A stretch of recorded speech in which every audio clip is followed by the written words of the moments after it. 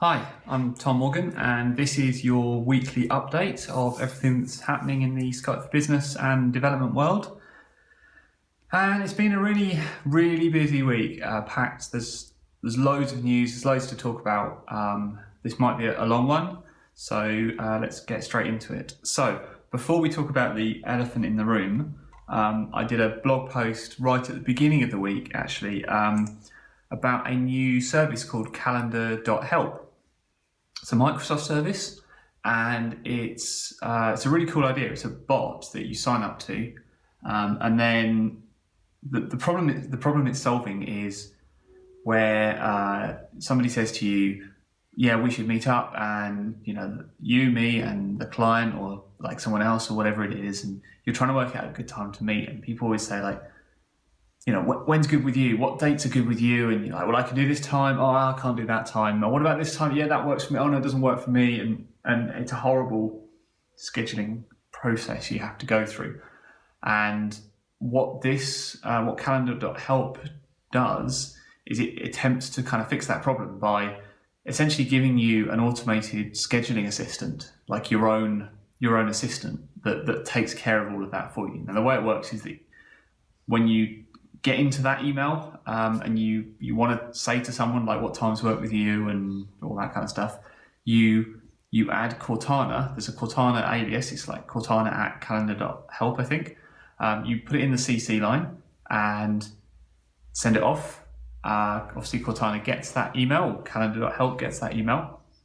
It will scan the body of the email. It will look at the to list. It will work out how long the meeting should be if you've specified that anywhere in the email thread, any hints you've given in the conversation about when that should happen and when it needs to happen by. And it will then send emails on your behalf doing all that like legwork of tell me dates you're available, I'll check them with the calendar, and it kind of checks your calendar. So it will sort out a good time that's good with you and good with everybody else, in that thread. It's really cool. And it then sends you back an email saying like, I've put it in your calendar already. It's just like having your own scheduling assistant. It's fantastic. It makes me feel super important because it feels like I've got someone doing all this stuff for me, which is brilliant. It's really cool the way it sends the emails on the signature. It says like Cortana, scheduling assistant to Tom Morgan. I love that. So it's really cool. So it's a free service. It's in preview. It's exclusive preview, which means you have to sign up for it, and then sometime later they will let you know if when you've been accepted onto the program. But it's definitely worth signing up to and playing with. It's really cool, and it's really interesting to see what the future of some of this stuff is going to look like, because for sure this is it's not perfect, and I'm sure there's like ways you could fool it and catch it out. But in terms of like just seeing what the future is going to be like, it's really interesting. It's exciting for developers.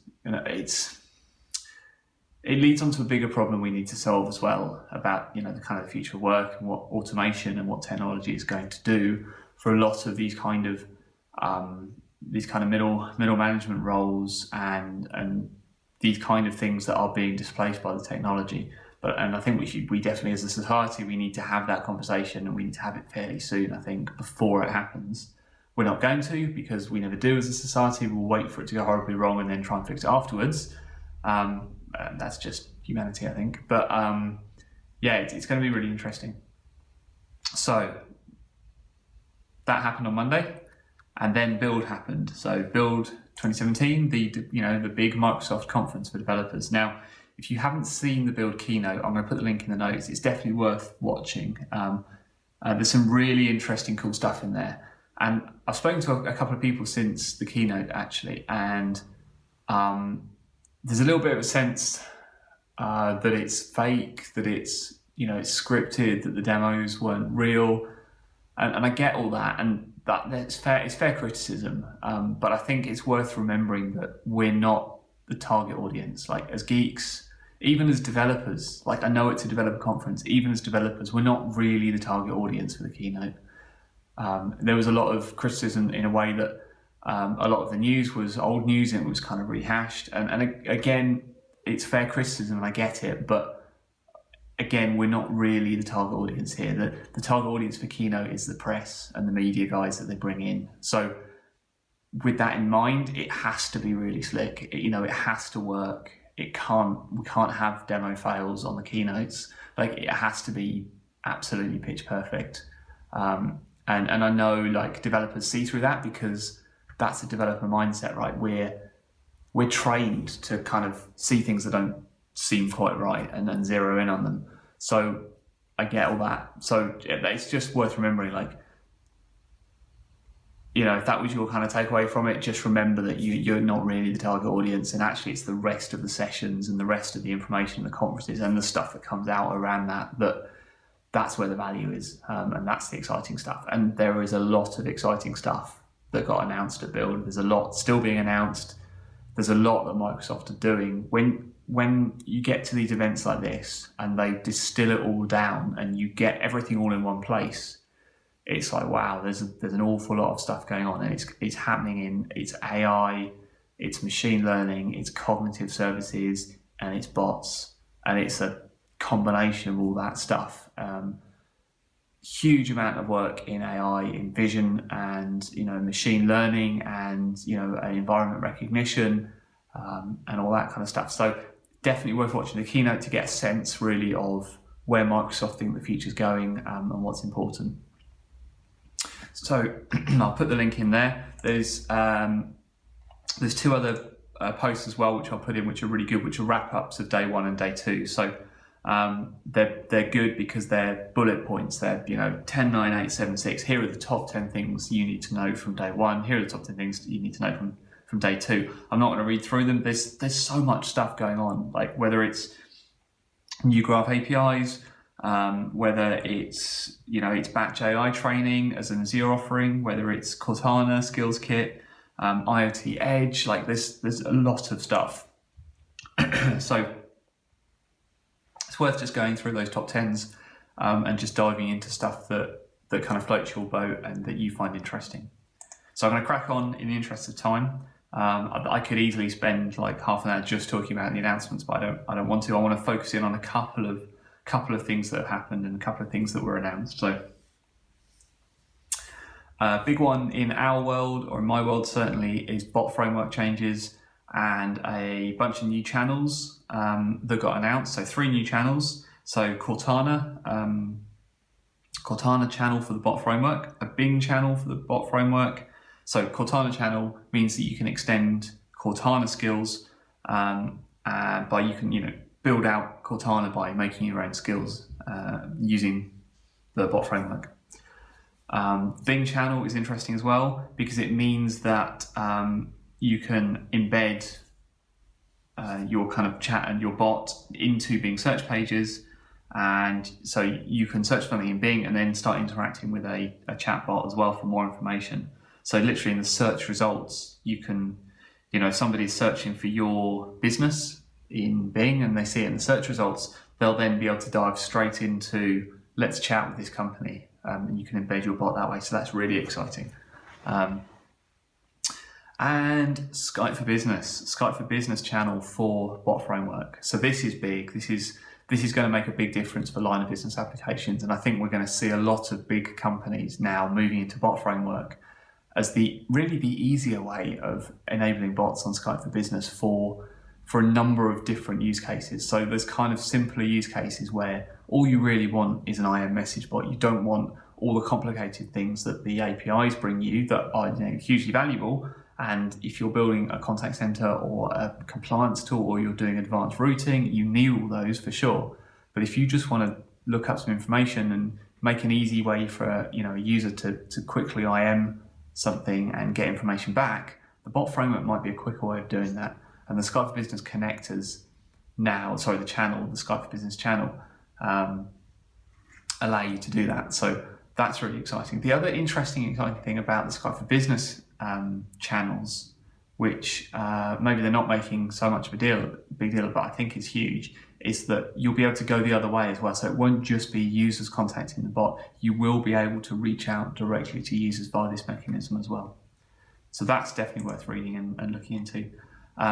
There's been a bunch of changes to the Skype bot system as well. Again, it's bot framework, but it's more stuff focused at Skype, which again is also interesting because yes, it's not Skype for Business, but it's, look at where consumers are. So consumers aren't on Skype for Business, consumers are on Skype.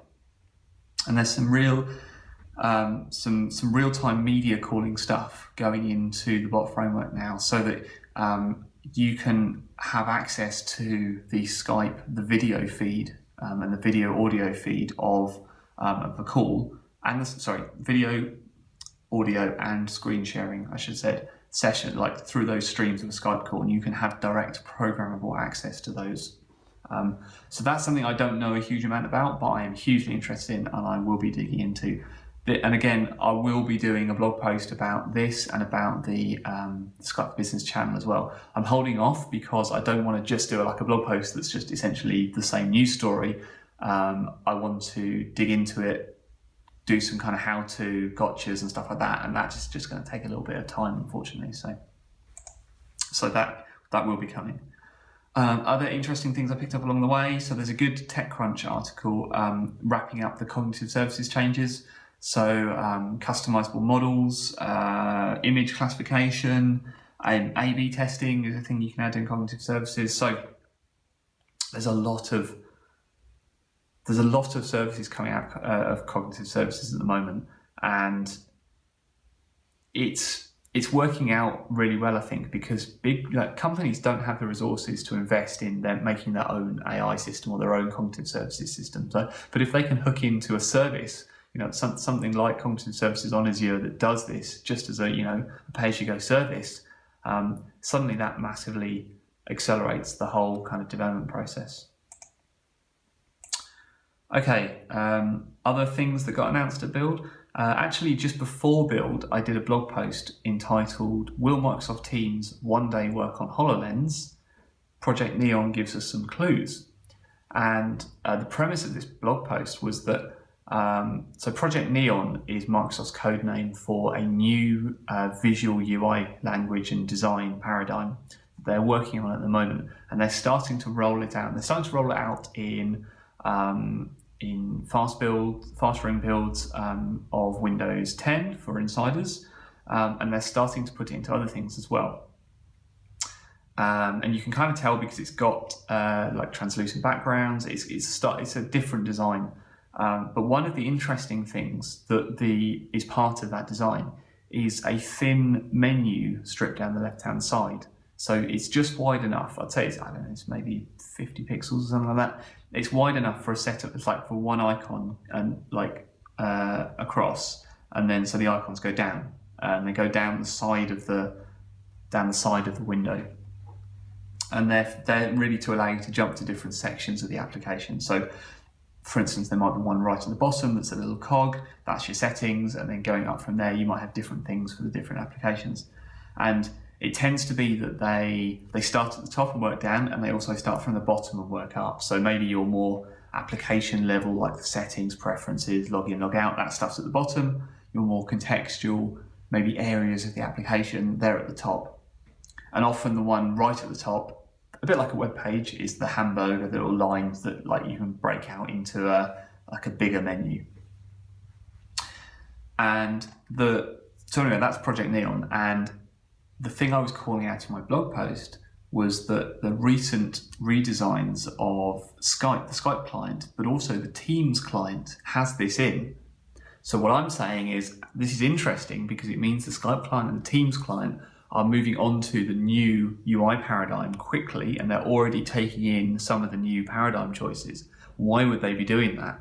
Well, one of the big reasons for a new design paradigm for Microsoft and this new UI is to have applications that work on a variety of different surfaces, which makes sense, like tablets, phones, but also big Surface PC, surfaces, but also HoloLens, right? So they need to come up with a UI paradigm that works well for HoloLens, and apparently Project Neon is it. So I am making this kind of correlation that maybe this means that one day Skype and Teams will work on HoloLens, which would be really cool, right? Anyway, at Build, this new design paradigm was announced. It's called Fluent Design, I'm going to link to two The Verge articles. So the first is like a good write-up, really, of kind of what it is, and some quotes and stuff and that's done by Tom Warren. And then the second one is really just screenshots, but that's kind of cool to look through as well and see what it's going to look like. Yeah, that should be nice. I really like it, actually. Looking at it, it's kind of a good nod to Metro still, but it's almost kind of cleaner, a little bit more Apple-y maybe, a bit more Mac OS. So I really like it. So yeah, I'm kind of excited for that. I think it should be really good. So what else? So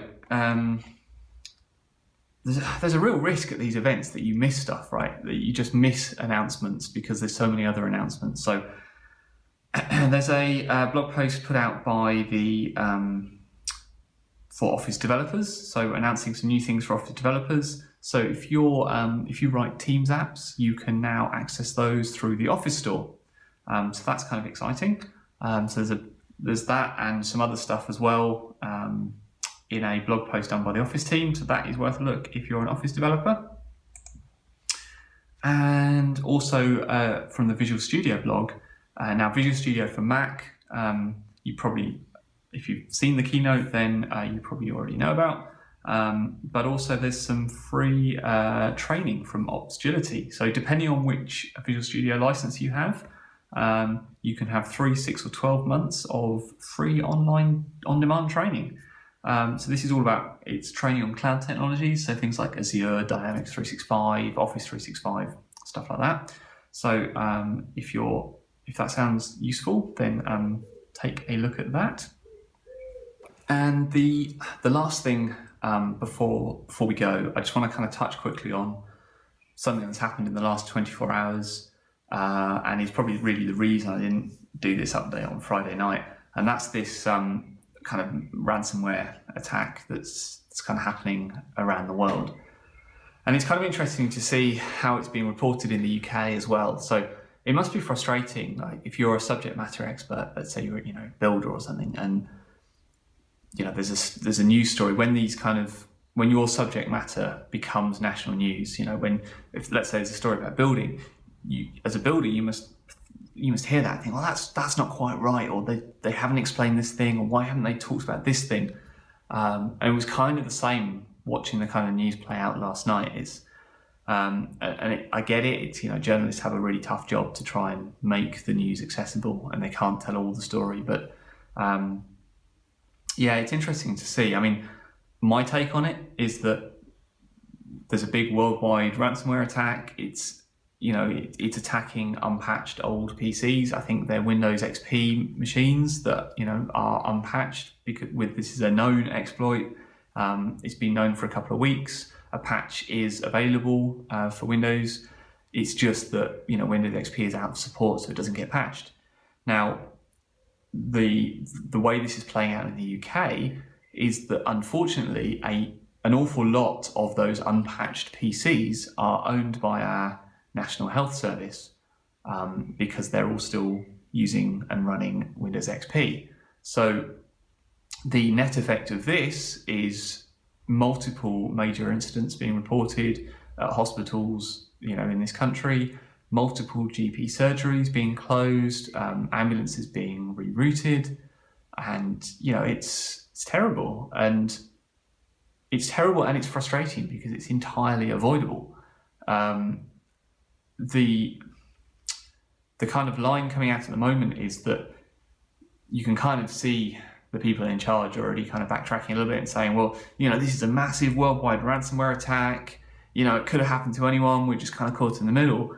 I think, no, that's not true. I mean, this was avoidable. So the reason this happened is because, Microsoft didn't patch the exploit for Windows XP. Now, I don't hold Microsoft to blame at all over this. Not at all. So they were very vocal about support for XP ending. XP is 10 years old, more than 10 years old. Like, it's really old. And they were very vocal about mainstream support ending, then extended support ending, and then paid for support ending.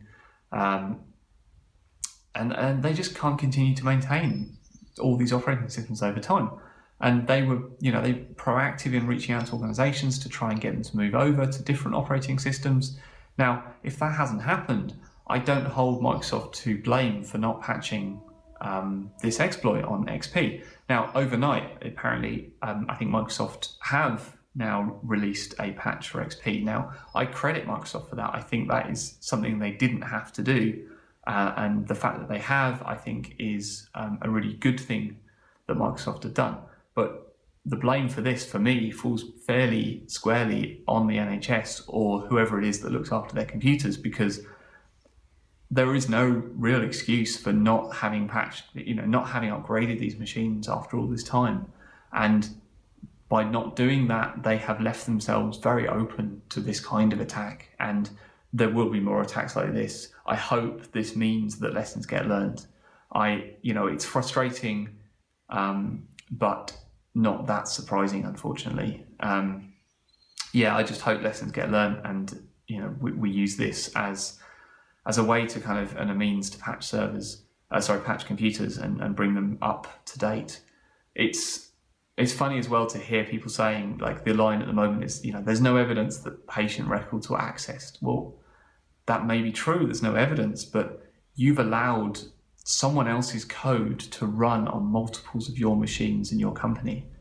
You have no idea whether patient data has been accessed. There's no way to answer that question, I don't think. I think you have to assume it has.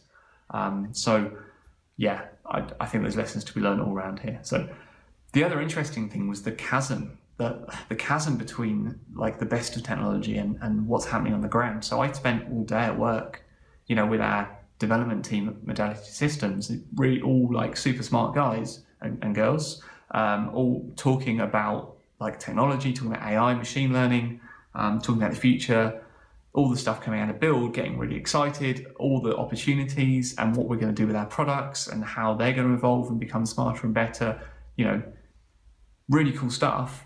And then come home and find that, my health provider is on its knees because it's using this crazy old unpatched operating system. Like, there's a massive gap between like technology companies and where they're pushing forward the boundaries and all the cool stuff that's happening, and these big institutional organizations being so out of touch with what's going on. And I don't know how we fix that. I don't know how we solve that, but I don't think we're going to do it on these weekly updates.